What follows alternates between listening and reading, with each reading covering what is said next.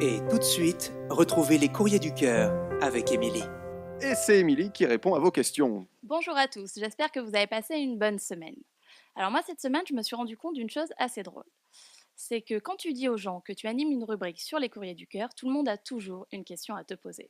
Alors ça tombe bien, je voulais te parler d'un truc, moi je suis tombée folle amoureuse de mon voisin, mais lui il est fou amoureux de ma sœur, et ma sœur, bon les gars, je ne bosse pas 24 heures sur 24, envoyez-moi vos mails.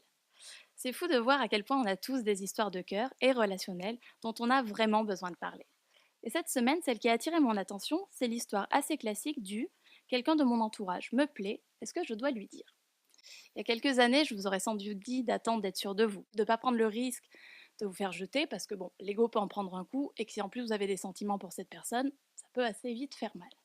Mais ça, c'était avant. Et oui, parce qu'aujourd'hui, plus que tout, je prône la communication.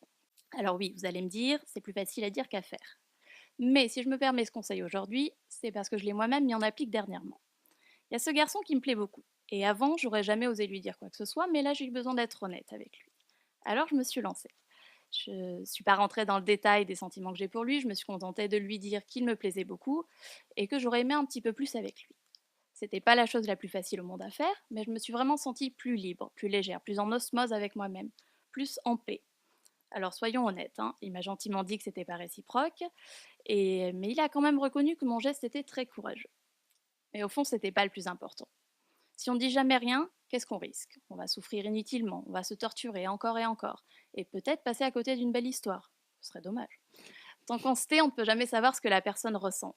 On peut se baser sur des signes, des regards, des gestes, des évidences, mais on peut aussi facilement se tromper. Et parfois, on peut aussi être surpris du poids des mots, de ce qu'ils peuvent changer ou provoquer chez les gens. Le résultat ne sera peut-être pas comme vous l'attendez, mais ça peut aussi être beaucoup mieux. Et imaginons même le pire, si la personne ne partage pas vos sentiments. Est-ce qu'il ne vaut pas mieux le savoir rapidement pour plus vite passer à autre chose? En fonction de sa réaction, vous saurez vite si c'est quelqu'un de bien ou pas.